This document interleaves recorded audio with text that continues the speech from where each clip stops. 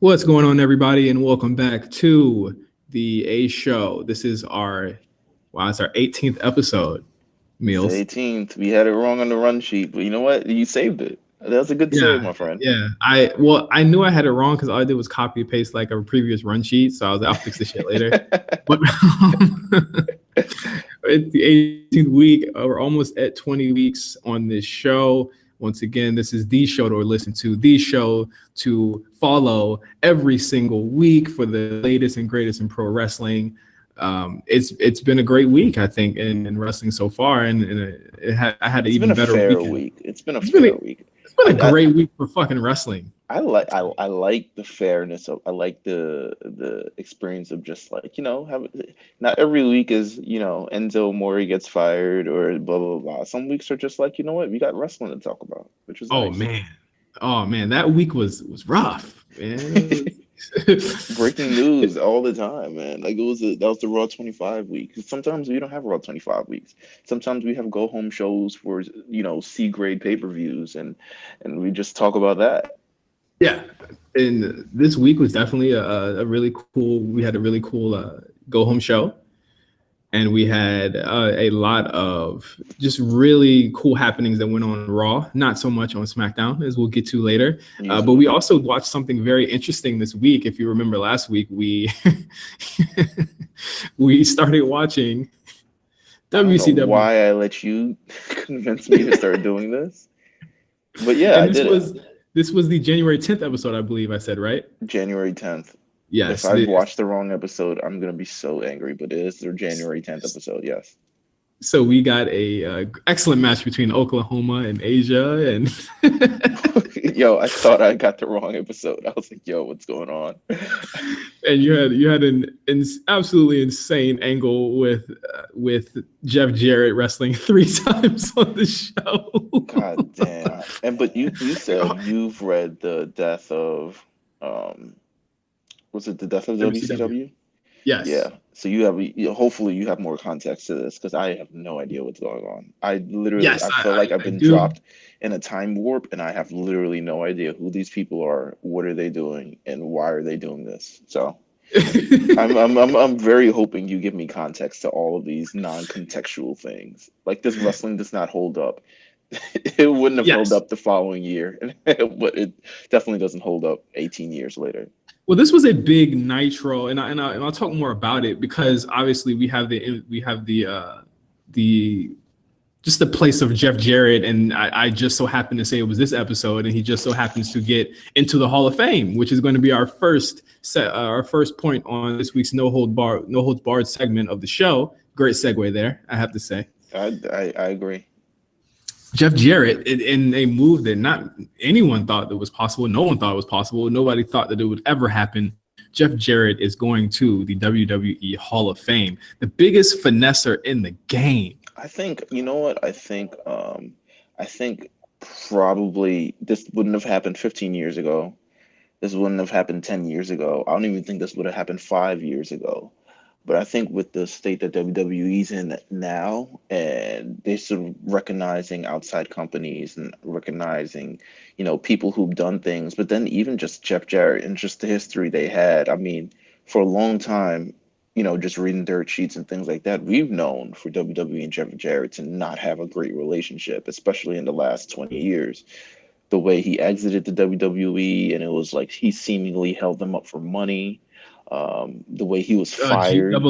G-double-O, double E gone. Yeah, the way he was fired on WWE television, just out of the blue, just in a very petty, way. It's just one of those. So and then he's been known for TNA. TNA has not been recognized on WWE television, but before I want to say maybe Sting came in or AJ Styles or something I don't even know when they started. I want to say about Sting, but yeah, it's wild. But it's not. I wouldn't say.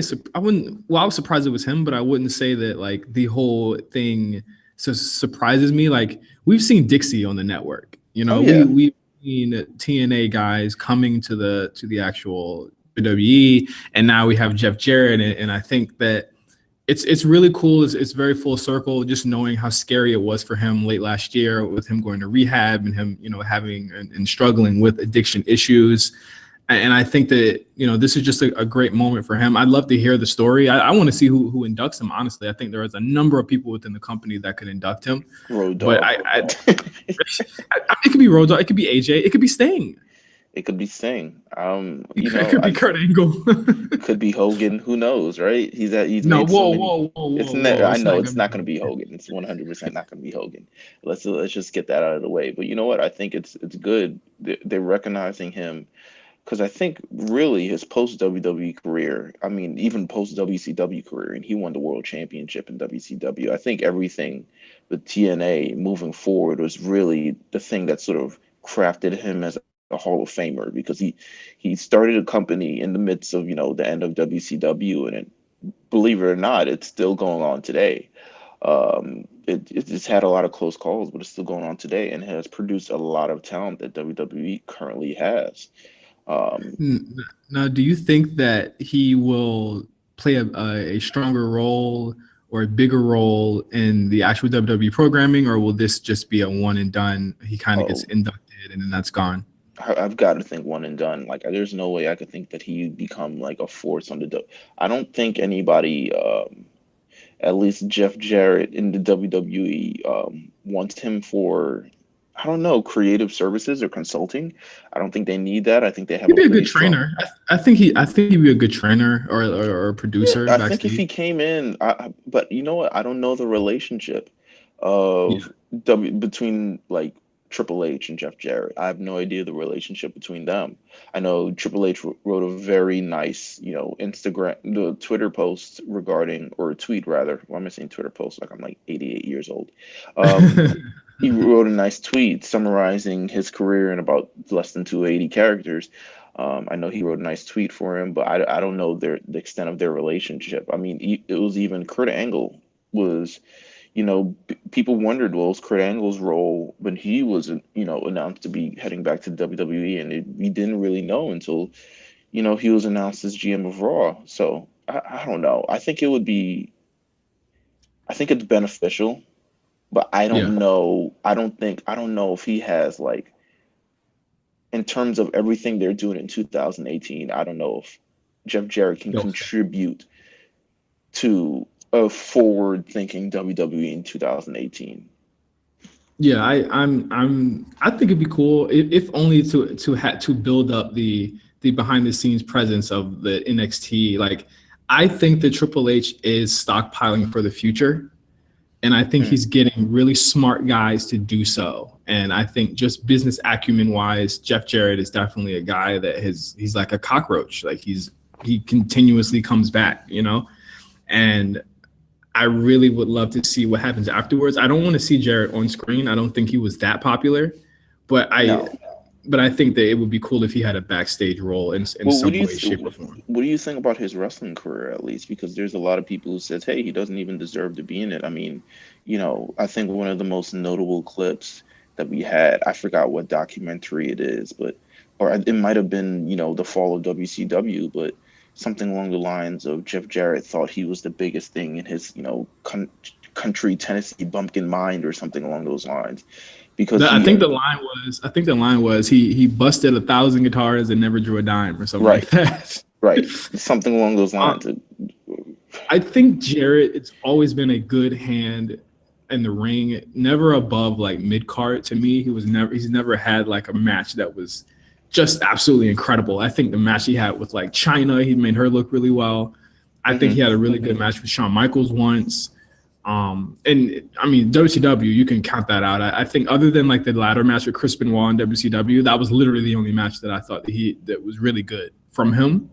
But I mean, again, this is a Hall of Fame that has fucking Donald Trump in it. It has the Bushwhackers in it. Like, this isn't for like Okada level talents, Right. I think we're gonna get to that in like 2050 or something like that, when it's Roman Reigns and all them guys going in. Like, that's gonna be like we're gonna debate who deserves to be in that. But as far as these guys, there's a place for everybody in this Hall of Fame. It's really nothing. It's PR. Yeah. So the argument about him not being in it, I don't understand it. I don't get it. I don't think it's worth anything.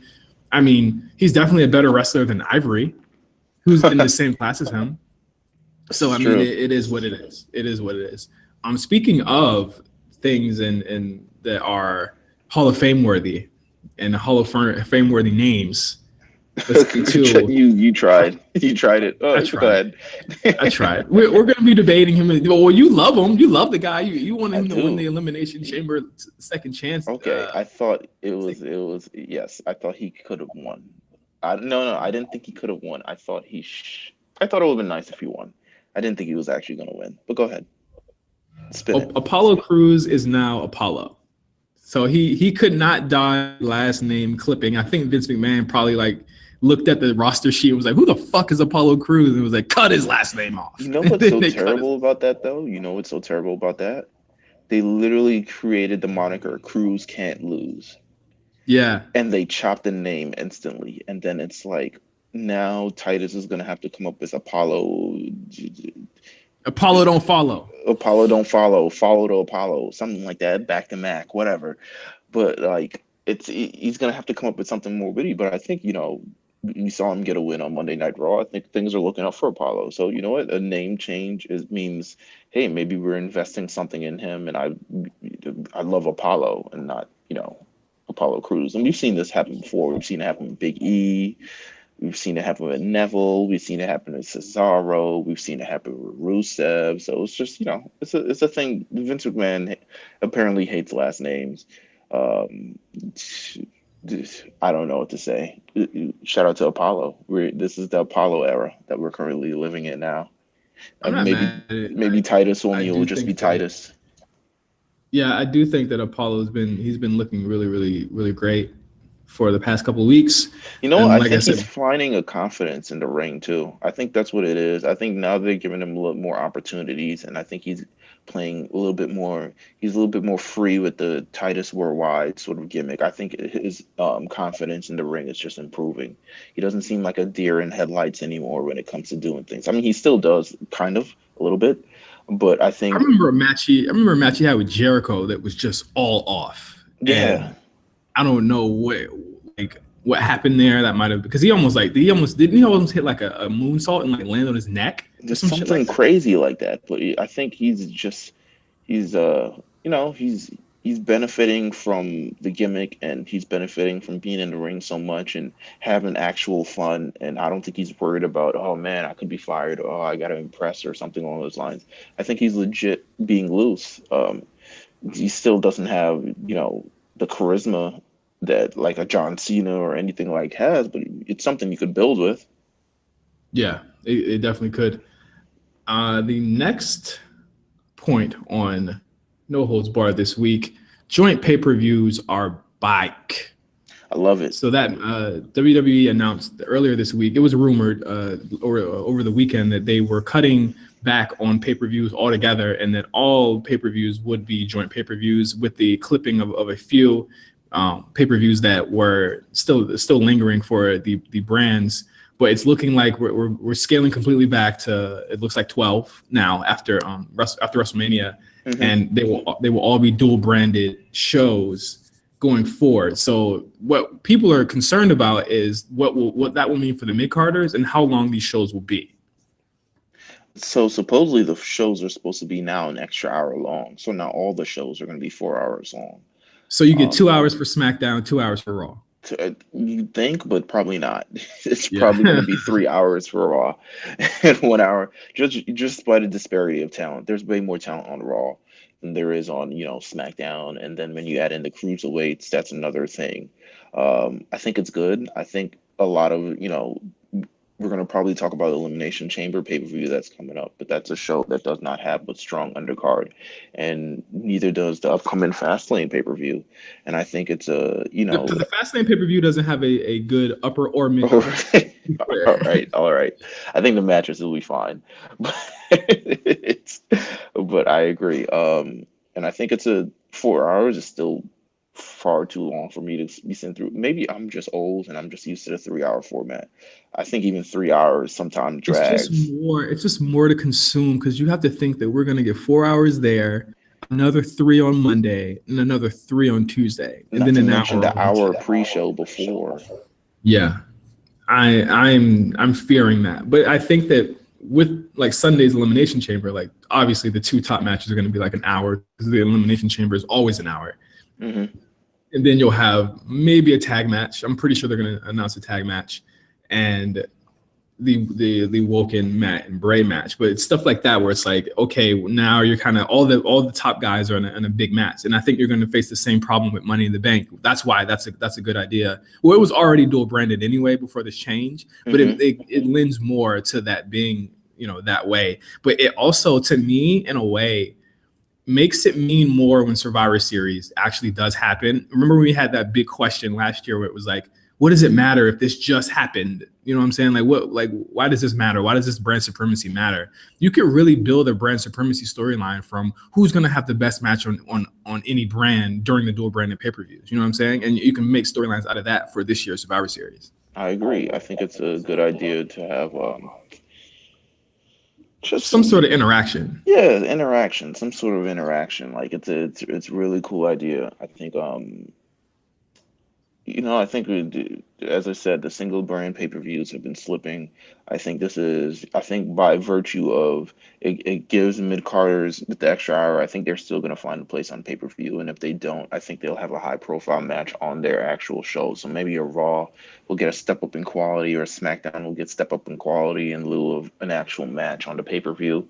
But I Right. think you're building something more consistently. I don't think we'll see this problem that we're currently having where this, Sami Zayn, Kevin Owens, Shane McMahon, Daniel Bryan thing is dragging because SmackDown had their last pay-per-view in December and they don't have another pay-per-view until March, and nothing's really going on, and they're kind of just dragging their feet. So I think we get progress and storylines a lot quicker too. Holy shit, I just realized that SmackDown hasn't had a pay-per-view since Clash. That is insane. Crazy, right? That is fucking insane. And then we still have to wait another 4 more weeks for that pay-per-view to happen in March. And then they only have 3 weeks to build their Mania match. Oh my God, they really need something. Yeah. But speaking of what brand is doing well and what brand is truly flourishing. The Raw ratings just came in from Monday night, and we're going to go into Raw right after this. But this episode of Raw actually drew a 2.21 rating, which is higher than the previous 2 weeks and above the 10-week average that headed into this week.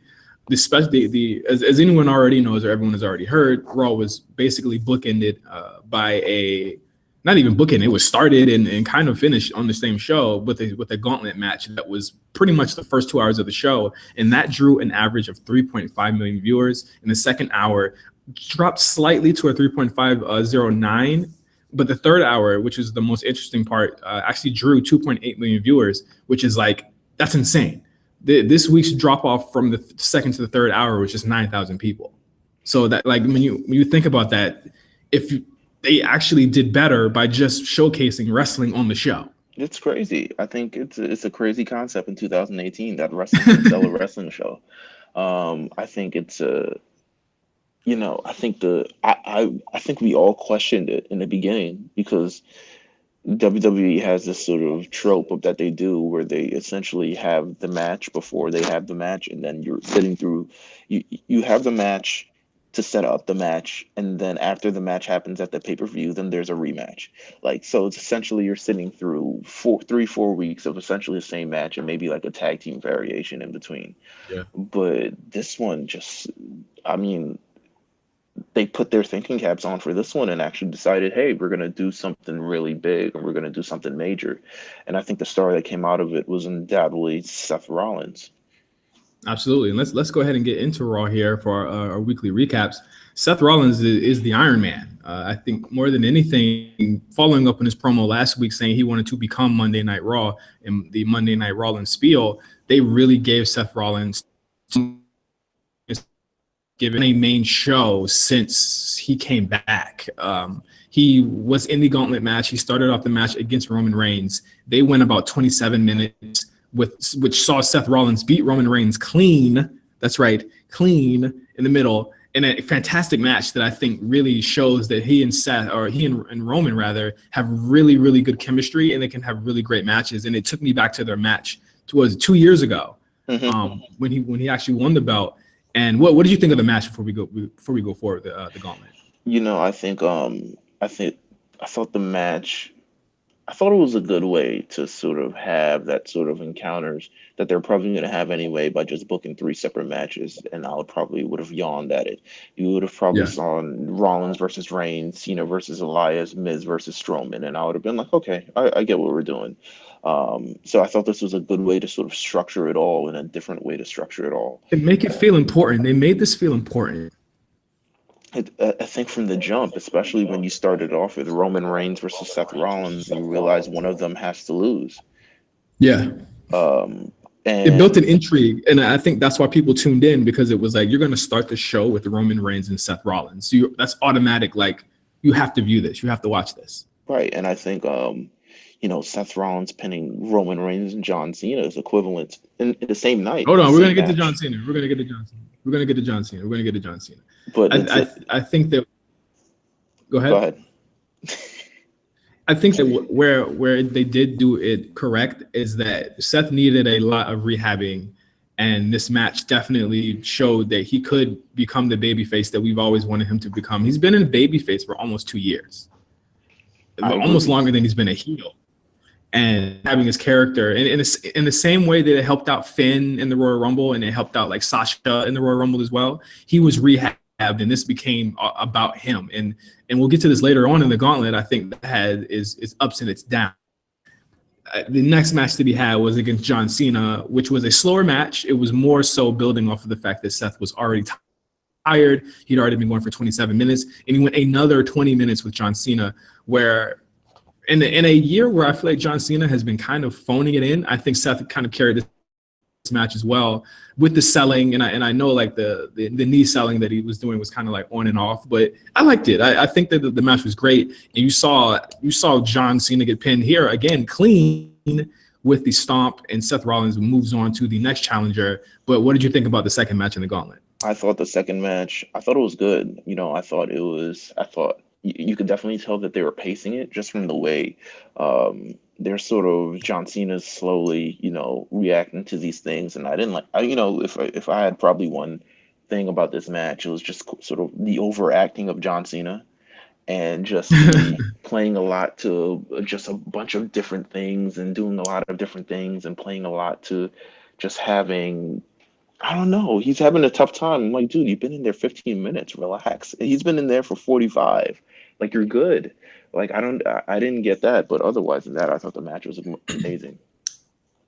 Yeah, really, really good match. And I think that it had become really evident that this gauntlet match was gonna, like, they weren't taking breaks. Like, I think this was around the 1 hour mark that the actual show had hit. And then out comes Elias.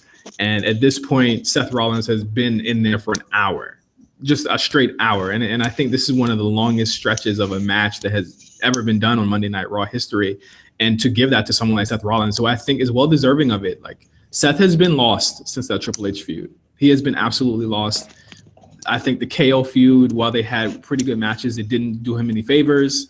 I think that after that, the kind of like being stuck in the Jason Jordan feud, which I don't think was an awful feud, but I don't think it was going to do much for him in the periphery. Like, it was just not going to do much for him. But Elias does come out. They have a pretty short match that ends with Seth Rollins being eliminated by Elias because he just couldn't take any more punishment. He was too tired.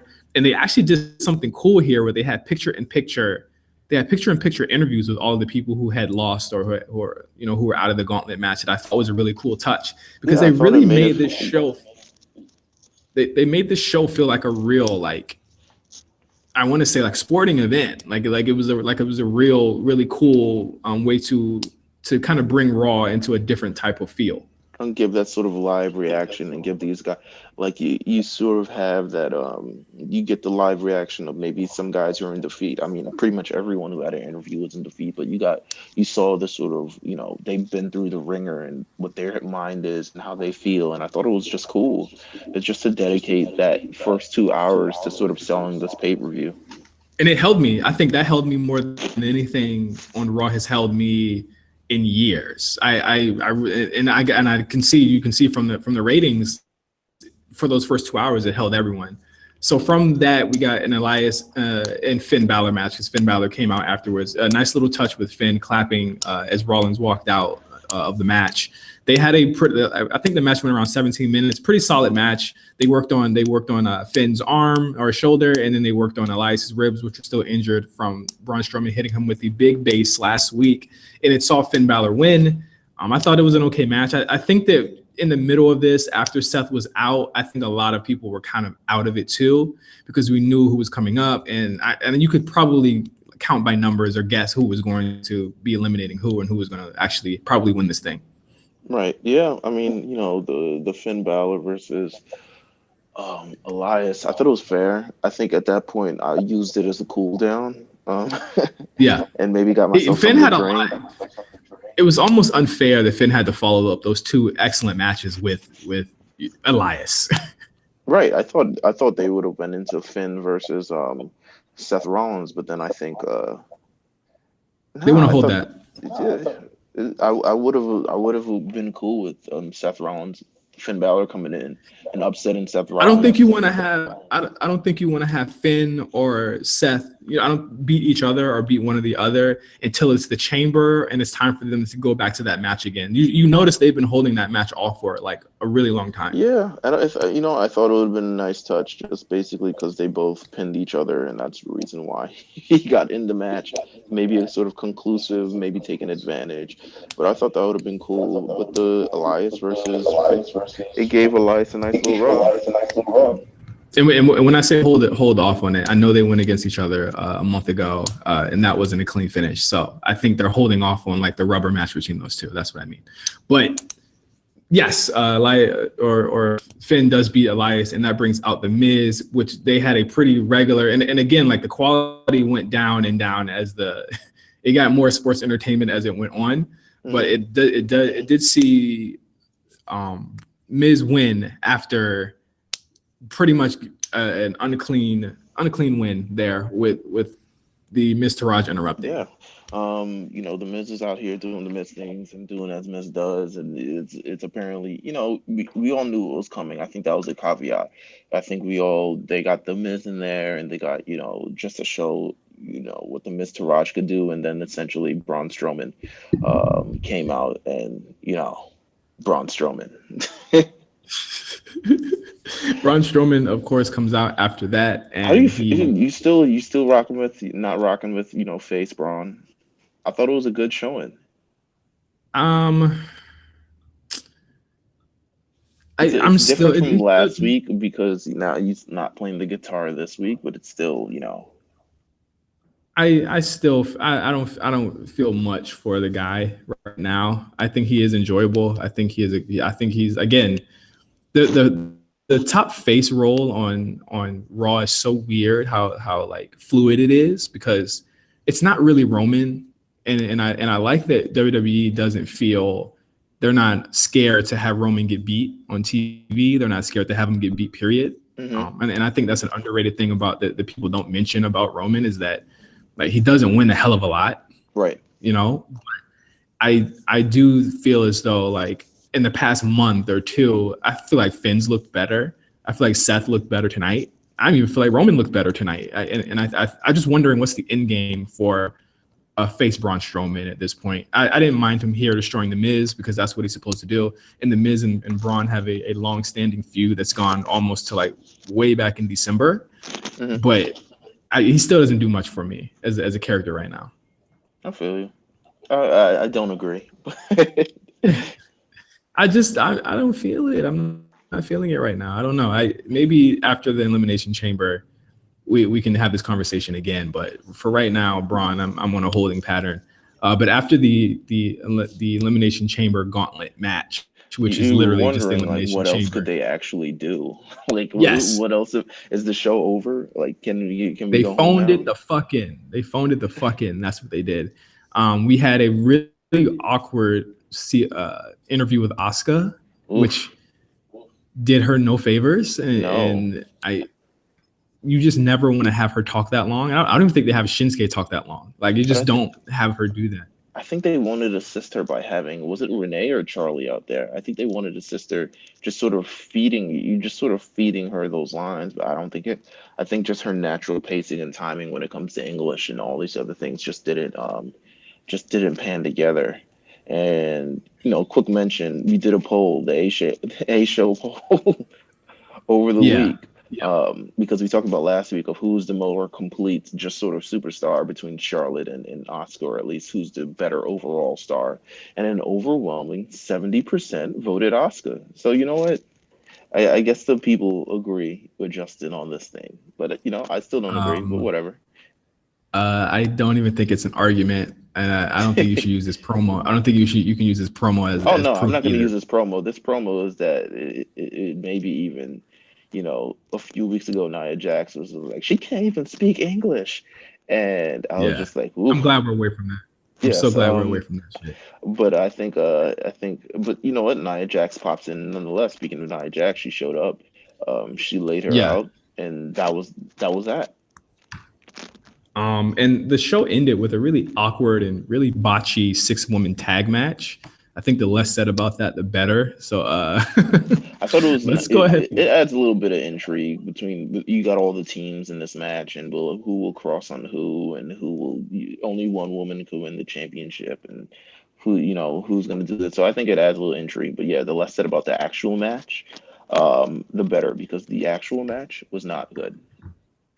Not good at all. Let's actually get into our Elimination Chamber predictions. This is going to be a less robust show or not pay-per-view rather than usual.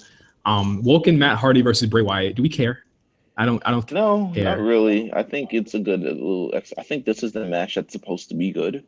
They had the match Oh, at the one in Manhattan Center. The one in Manhattan Center just didn't count. no, it didn't count at all because it was at the Manhattan Center. Did anything really count at the Manhattan Center? Because they didn't seem to give a shit. Yeah. Um, but I think this is the match that's supposed to be good. The match that's gonna get time, and the match that's gonna be all right. Matt Hardy does his thing. Matt Hardy is a competent in-ring performer. Like, he's good. Like, he can. I think Bro, Matt Hardy moves like he don't got no knees. I don't know how he's he hanging got the Bray. he got some you got some hip thing going on, or like something that's like, okay, you should obviously stop wrestling weekly, but he's got something going on. But I think it'll end up being a good match anyway. I'm hoping it's going to be a good match, but I don't think anyone will care. Yeah, I don't care. I think Matt gets his win back, and I think we get the rubber match at WrestleMania with some fuckery going on. But it's Love and amazing to Arrow. me that yeah, probably that. I think he's close to coming back. So if not Sunday, maybe Monday. I would say if that's gonna happen. The next match is really interesting because I think there's a lot of people that are like putting it in doubt, and the same people that doubted this match also doubted that this person wouldn't win the Royal Rumble. But Asuka versus Nia Jax, if Nia Jax wins, she'll be added to Asuka's championship match at WrestleMania 34. I don't think that there's any question that Asuka's going to win this match decisively. Well, not decisively, but it'll be a great match because they have great matches. They always do. I think so But too. I think if you're putting your money against Asuka, that's like Floyd Mayweather at this point. Just stop doing it. Yeah, I think you know what, I think Asuka's gonna be. I think Asuka's gonna be phenomenal in this match. They usually have good matches.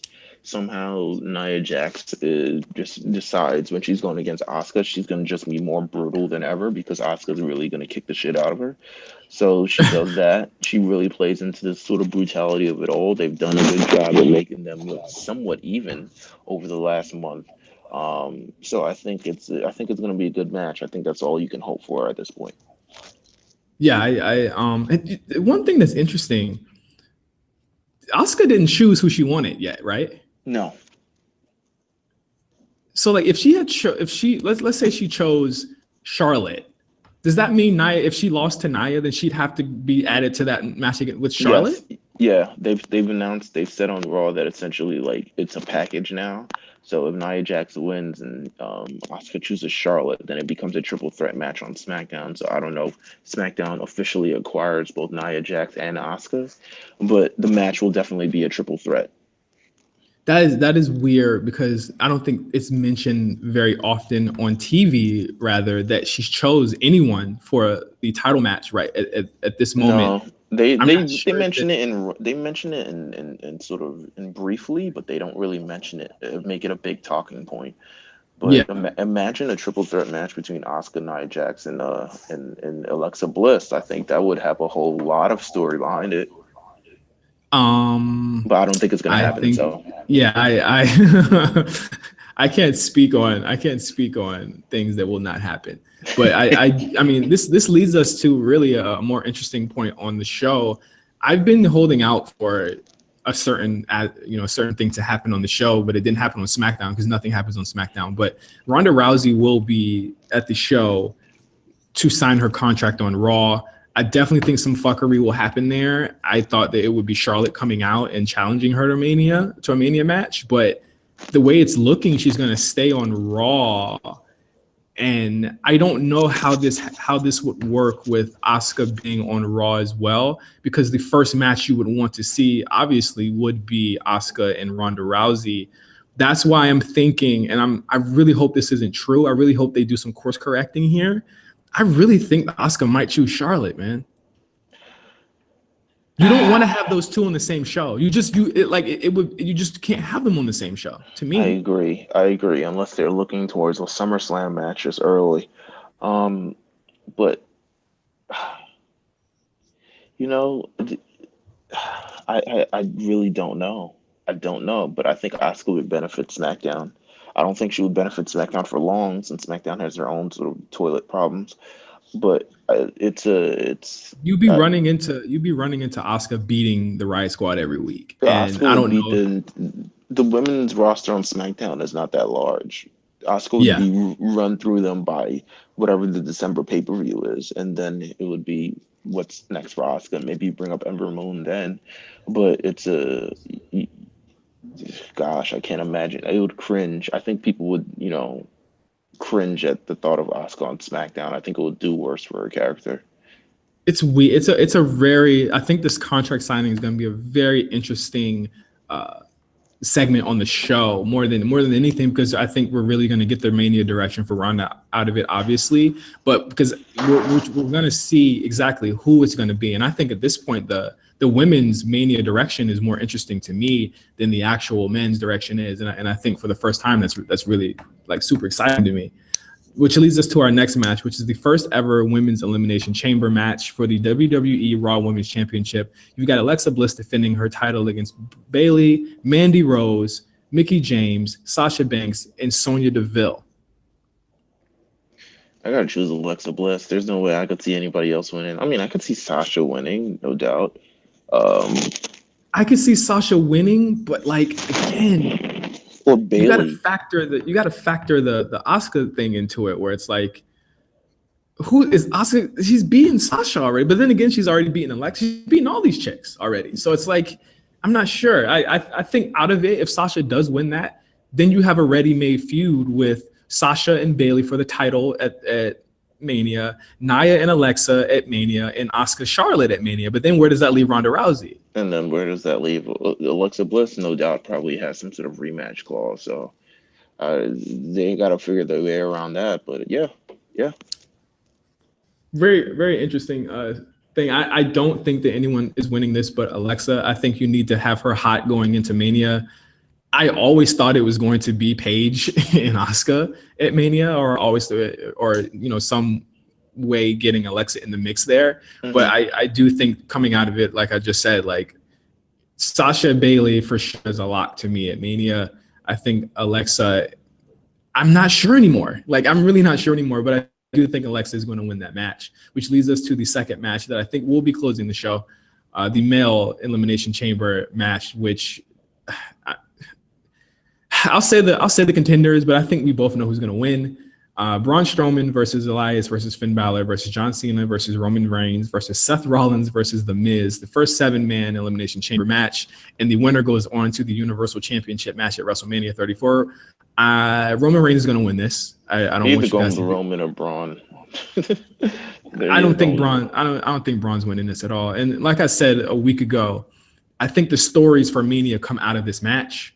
Mm-hmm. I say Cena might get eliminated first, or he gets eliminated and he goes crazy or something like that, and then it causes him to call out Undertaker on that Monday after. I think Finn Balor, Seth Rollins, and The Miz definitely have something going there, and I think Braun Strowman and Elias just kind of go off into their own thing because they obviously have a feud that has been started. Yeah. But I think the more interesting part of this male Elimination Chamber, which I think will be awesome, is the fact that there are going to be a lot of intersecting stories that come out of it, and we'll finally see our Mania direction coming out of this match. Yeah, I think I'm more concerned, not concerned, but I'm more intrigued in sort of the storyline directions and how that plays into the results of the matches and things like that. I think it would be a good match nonetheless. I'll be honest. Do you think this will open the pay-per-view or close it? I think the women's will open it, and I think that the male one will close it, because I really think there's going to be some fuckery. If they really want to throw a swerve at us, they'll close it with the Ronda segment, but I think that's going to be like the I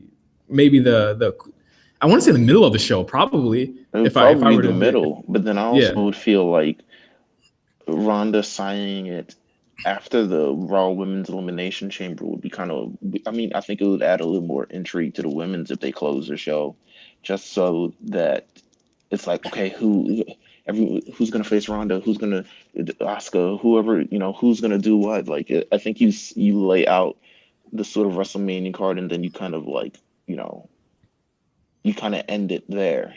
But, who knows? Yeah, this is an interesting show. Like, on paper, the lower card isn't that interesting, mm-hmm. but I think the matches will be strong, and I do think that the Elimination Chamber is always it's always a good match at least. I think there's probably been like a couple shitty ones in history, but it'll largely be a good show. Right. But speaking of good shows and shows that aren't good, okay. Why are we still watching? Why are we still watching SmackDown Live? I don't know. I gave up less than halfway through the show. I was just like, okay, I'm kind of done here. But it wasn't a good show.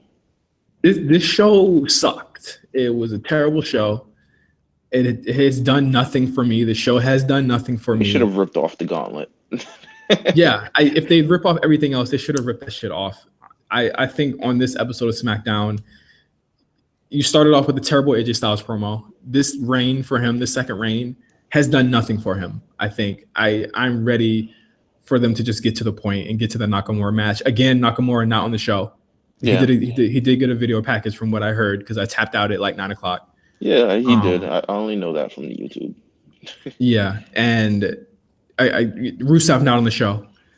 A lot of people not on the show. Mojo Rawley not on the show.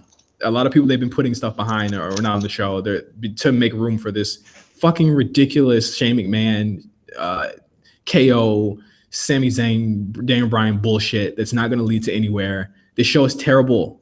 This show is a really bad show. It's probably the worst SmackDown's ever been since. Yeah, consistently. Yeah. Yeah, consistently. I really can't tell you guys enough. If you're going to be watching WWE during the week, I think I'm done with SmackDown weekly. I think I might like do a recap or do the YouTube stuff before we do the show. But as far as a weekly show, I can't do it anymore. I really can't.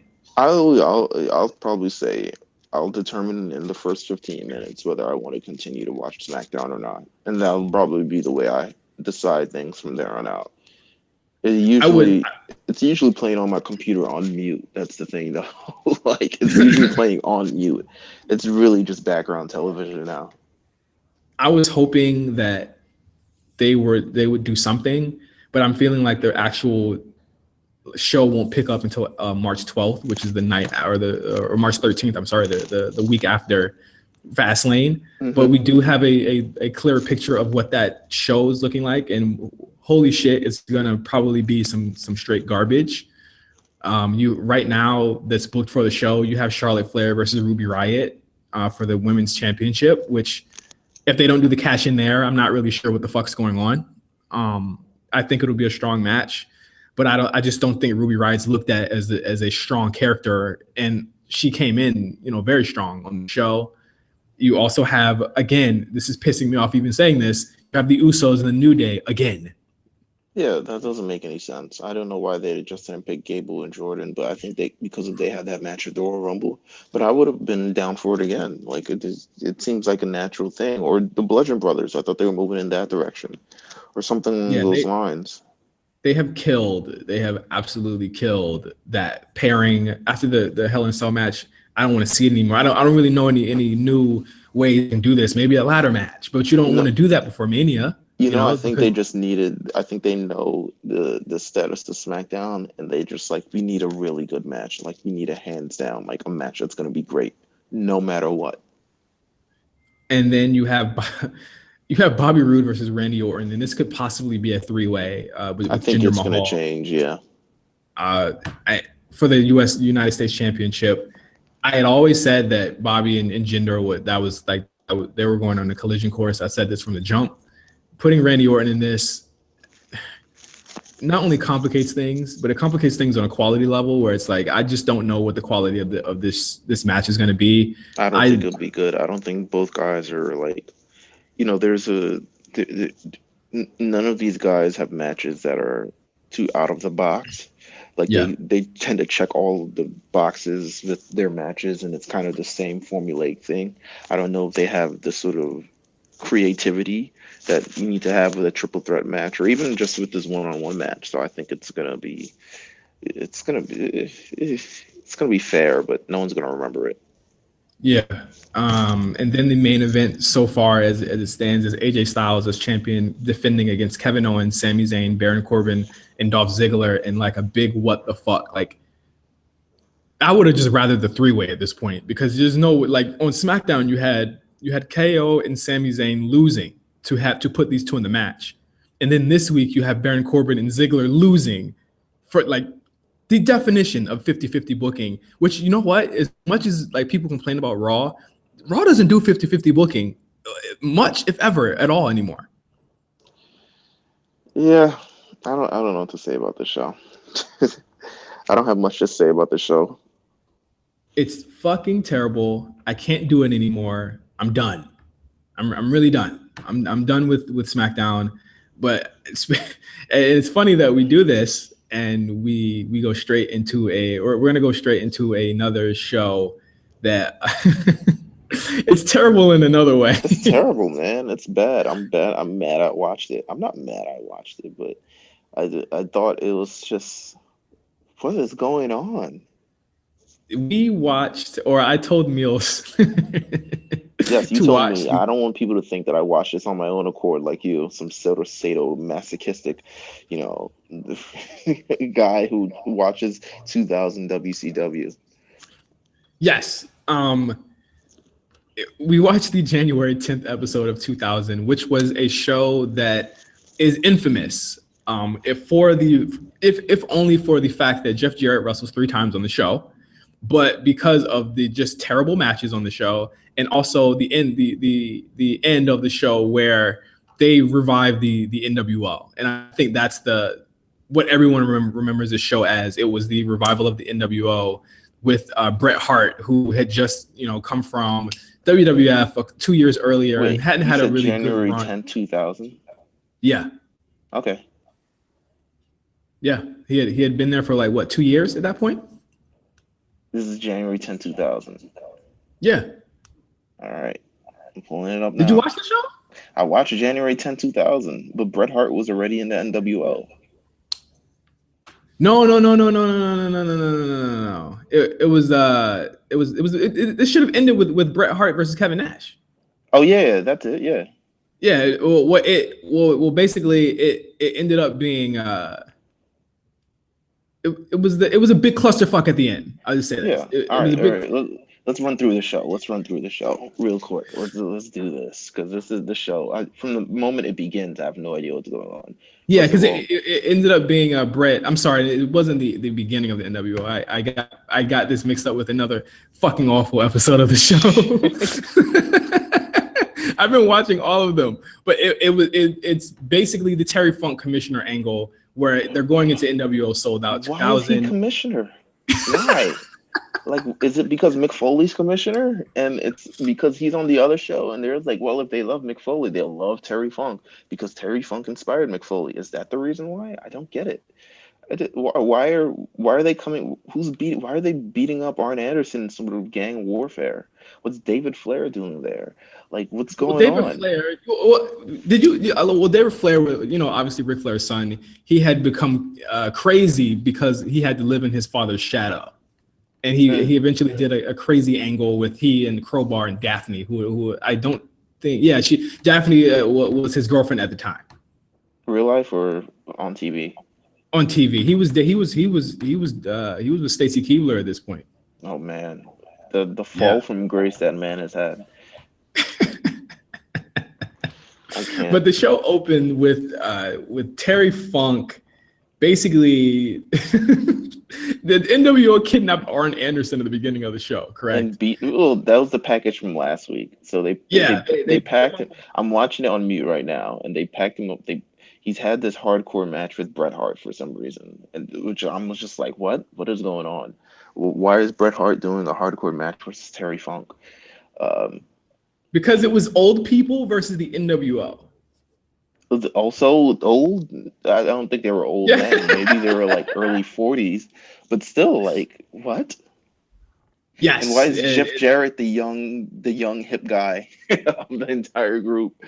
And at the time, he was I think he was like the youngest guy in the NWO at the time, and they were really putting a lot behind him because Vince Russo really loved Jeff Jarrett. That's insane. Yeah, the actual start of the show, it pulls up. There's that limo shot because WCW loves a good limo, and limo's got like 18 windows, like 18, like it's fucking crazy. And Terry Funk shows up. And he shows up with Larry Zbyszko and fucking Paul Orndorff. Paul Orndorff, who was also injured. I remember how his career ended. Like, he had that muscle atrophy thing. And oh my god! And just the old dudes, and they're running a Nitro. Yeah, it's fun. It's great. So basically, the show starts. It's just awful. The week before, I believe, Goldberg had did the stupid car window thing. I was wondering why he wasn't on the show. Yes, he was intended because they had screwed him out of the title again. It was Bret Hart and Goldberg at Starrcade '99. That was the match where he got kicked with that Mafia kick, and he basically effectively ended his career. Ooh. Yeah, and the first match that we have coming into this, Filthy Animals versus David Flair and Crowbar. All right, so Filthy Animals, just to run back, it's a crew of cruiserweights apparently, or just ragtag of whoever. Young guys, young guys. Crowbar, David Flair. Well, no, it was a triple threat falls count anywhere match for the WCW. Yeah, because the Revolution was in it also. Dean Malenko and Perry Saturn versus Billy Kidman and Conan with Rey Mysterio Jr. without the mask, by the way. Just an awful... What do you feel about? How do you feel about Rey Mysterio in this show?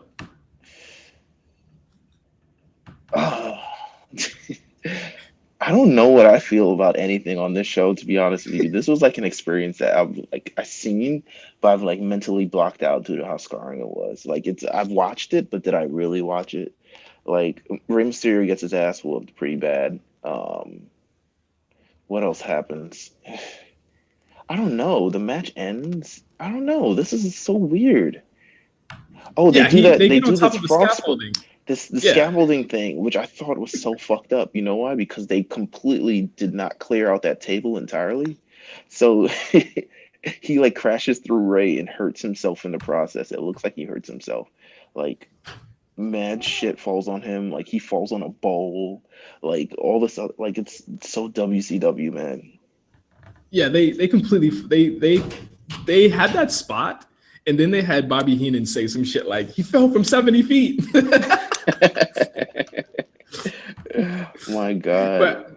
one overarching theme, and this is also the last. I believe this is the last show of the Russo era before he would come back. I think later on that year, but Scott Steiner with a bunch of prostitutes on the show. That was the thing. I think big breasts were a thing in 2000, obviously, and the bigger the better. Apparently, and he had like Scott Steiner's having sex throughout this whole show. It's crazy. First of all, the NWO shows up. Shout out to Kevin Nash, looking the most flea out of all of them, easily. in flea rankings, he's number one. Then Bret Hart, then Jeff Jarrett and Scott Steiner style, just tied for last. Scott Steiner's got his weird haircut. I don't know, but shout out to them showing up. They show up. You know, there's prostitutes allegedly. That's what we have to go with. For Scott's birthday. Why is he not wrestling on this show? Because he was, I think at the time, he had been going through a lot of like personnel issues. Like he had threatened Kimberly Page and shit like that. Like, oh my God. They were trying to keep him away from like live mics and live TV because he was liable to do some really crazy shit if they would do that for him. But I don't think he was actually awful from the Nitros I've been watching. I don't think he's been awful. I think he was way worse in WWF when he came back than he actually was in WCW.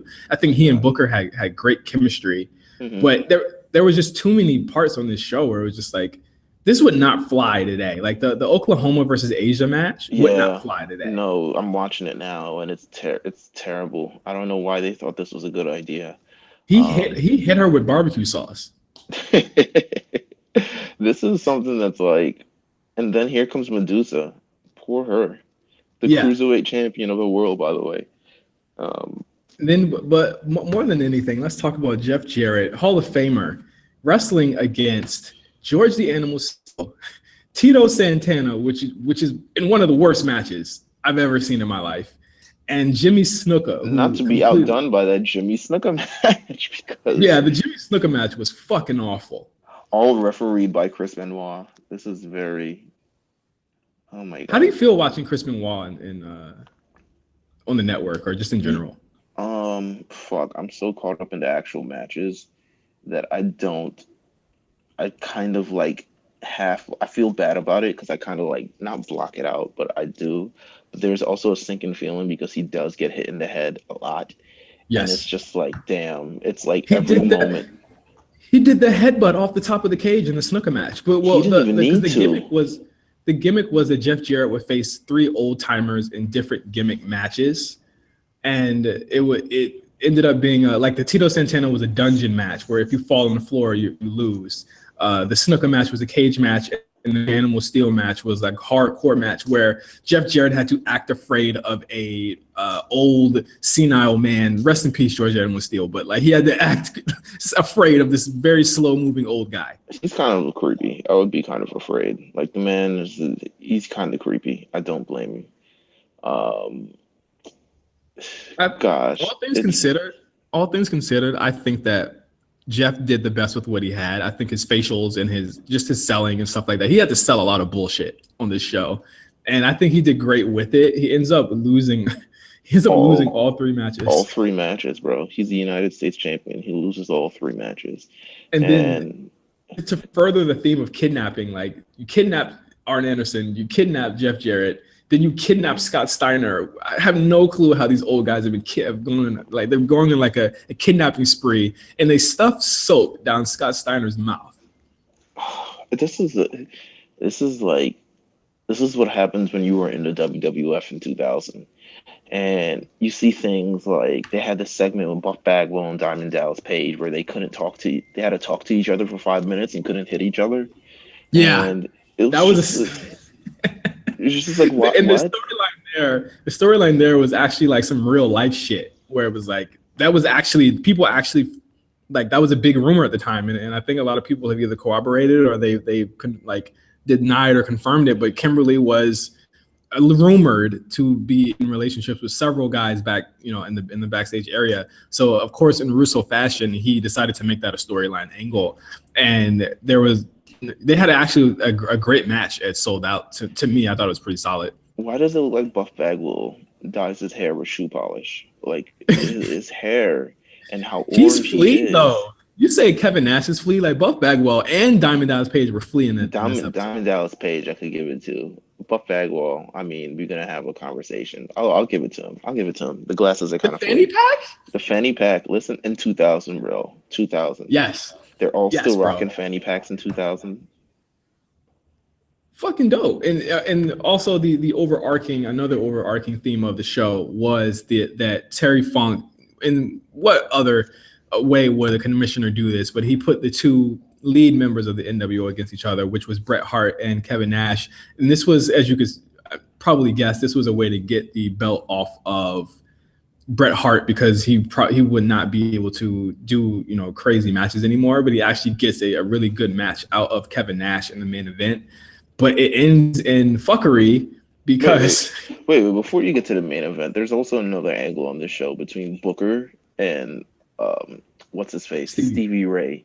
Yes, of just like you're not from the streets anymore, like they're both also flea rating the flea rating is off the. But look, WCW was fly. Don't fuck around, bro. They're off their, like, Stevie Ray looks like Bryson Tiller with, like, as a mutant, like like he looks like a mutant Bryson Tiller, but it's this story. And then Midnight, who the hell was Midnight? I don't remember. Midnight was their female valet for a minute, and Stevie Ray beat the shit out of her the week before. In real life? With the on TV, with the slapjack. Oh, good. Oh, shit. With WCW, you don't know. It's like so many things blur the lines and they make storylines out of them. You don't know what happens with what. Midnight looks like she's the third member of Harlem Heat. Like, she could get in there and start scissor kicking motherfuckers too, man.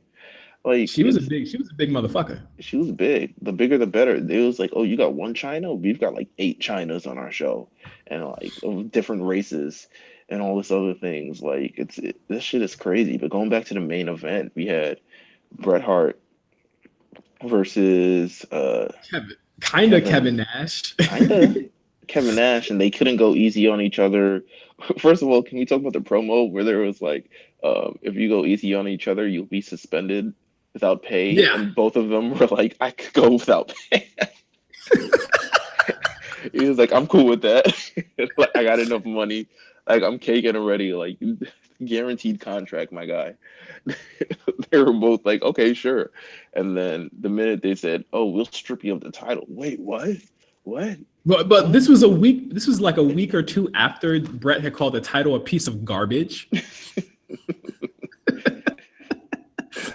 My God. They deserved everything that came to them. Yeah. So essentially here you had a match and then you had a swerve because Sid won the title. Oh my God. Wait, hold up. I'm wondering why Bret Hart is wrestling in shorts still. Oh my God. And that's never been questioned. It was weird because Eric Bischoff would go on to say later on in an interview years later that Bret didn't exactly come to WCW in ring shape. And he used that as an example of why they wouldn't book him on shows and why they wouldn't really give him a big spotlight. And there might be truth there, but it's just like, I'm not, like, the relationship he had with WCW was so tenuous where it was like, there was one point where they did give him a lot, but then it's like they debuted him at the Starrcade with Sting and Hogan, and that was just a completely pointless little mess where it was like he was a special enforcer. Mm-hmm. And now they give him the belt, they put him in the NWO, and they make him an anti-establishment character when really he was stronger as a face. Like, the only reason he worked as a heel in WWF is because he had real life to go off of, and he was actually making sense.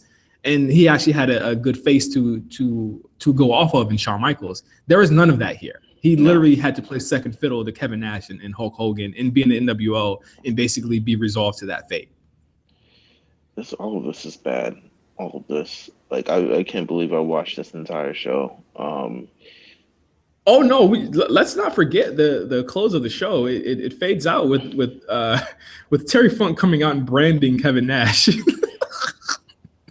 What the fuck, man? What is going on with this show? Why is Terry Funk in charge? Why is Kevin Nash? This is not cool of Kevin. Oh, yeah, I just watched him, Brandon. He's selling it crazy. Um, But just watching WCW, I don't know if you watched, um, I did at not the watch it time. as a kid. No, I did not. As soon as I found WWF, I did watch the beginning. I knew who the New World Order was because I think you couldn't escape it. And I remember seeing commercials of them on television, just like New World Order. And I was just like, yo, what is that? And I think they used to have like a Sunday show or a Saturday show or Saturday night. some Yeah. recap show.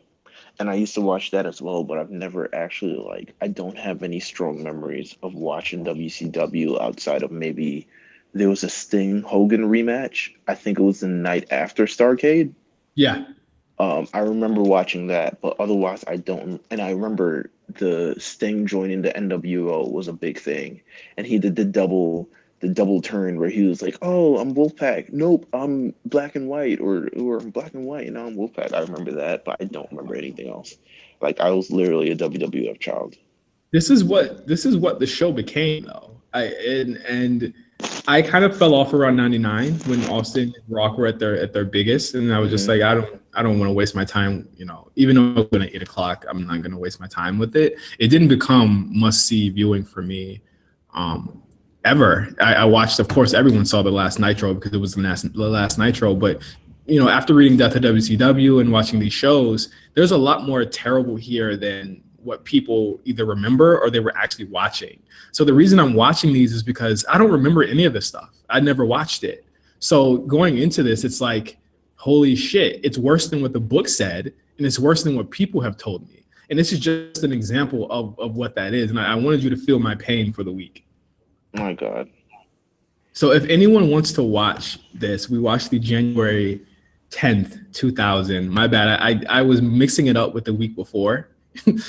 And yeah, because the actual 2000 run of WCW is infamous for many reasons because of the amount of personnel changes with Bischoff and Russo and just everything coming back to, the reasons why the actual company went under in 2001. So that's just an example of how bad WCW got at that point. And that's not even the worst of it.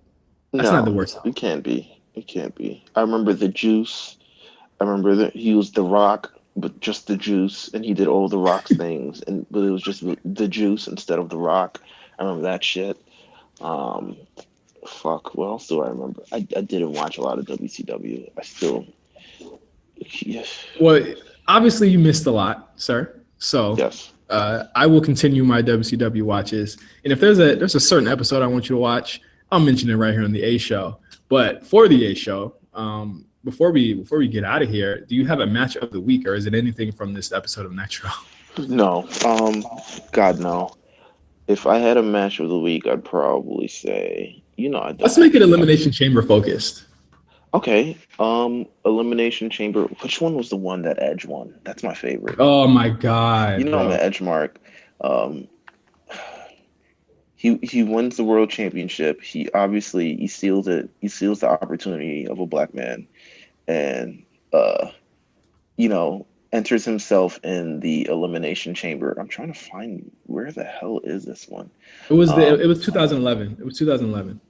no, it can't be 2011. That's the year he retired. I think it was 2009. Nine.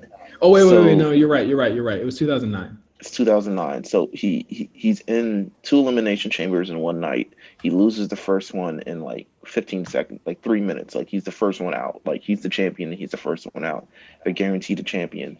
So in the second match, he enters. He beats up Kofi Kingston because like why would anyone want Kofi Kingston in an elimination chamber match?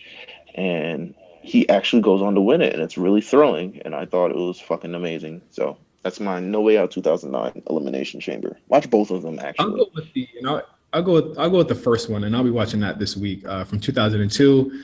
The actual first inaugural Elimination Chamber from Survivor Series The one where 2002. Triple H almost dies. Yes, that's like a scary spot to watch, even like looking back at it here. But I really like that one, and if I It had still to do went on like a for like dark horse one, 35 minutes, by the way. yes, and he did that long. He had a match with Shawn Michaels at the end of that, and I thought it wasn't like the strongest roster of people in it, and I don't think other than like maybe the No Way Out one with Undertaker and Batista, that was a really good one, or maybe the one where Shawn Michaels popped out, the one Chris Jericho one. Those are my top two ones, actually. The first one and the one from 2010, the Chris Jericho one, or those are my top two Elimination Chambers. But I'll go with the first one if we had to choose one for this week's match of the week. So watch that one. Great fucking matches. I actually love the Elimination Chamber as an event and as a match. So this weekend should be very, very interesting. And as always, we will recap that with you next week, and hopefully SmackDown gets better. But who knows? Really, who knows at this point? It's kind of dead. But we actually have a really cool slate of shows on RNC Radio this week. We had the debut of Jeff and Mark's RSPN that was last week, and it will be coming back to you on Friday. We actually have a later entry of RNC Radio that will be also dropping on Friday as well with me and Josh Pease. As you noticed, it hasn't gone up today, obviously. And we also have our playlist, our Migos Culture 2.1 is still out. It's still booming and people are loving it. And we have our weekly series, RNC Radio, that we update every single week with the newest bangers. So, I mean, check it out this week to see what we put up there, from the oldies, the goodies, to everything. We put some wild shit on there. We put some wild shit on there every single week. I agree. It's RNC Radio. It's a movement, baby. Come on. Yes, sir. So until next week, for Meelz, I am Justin. You can follow me at OGJohnny5 on Twitter and Instagram. And you can follow Meelz at Meelz TV. That is MEELZ TV on Twitter. I'm going to do another poll this week. Yeah, I'm going to do another poll this week. Even though I clearly, my opinion does not matter to the people. I'm going to do another poll this week, and I'm trying to figure out what that poll is going to be. But it's going to be related around the show. I don't know what to do. How about you do who is Ronda Rousey facing at WrestleMania? Okay. That's the biggest question. That's the biggest question of the week to me. Okay. All right. We'll do that. We'll do that when the show comes out. Yes, sir. So until next week, we will see you guys later. Peace. Happy Rusev Day.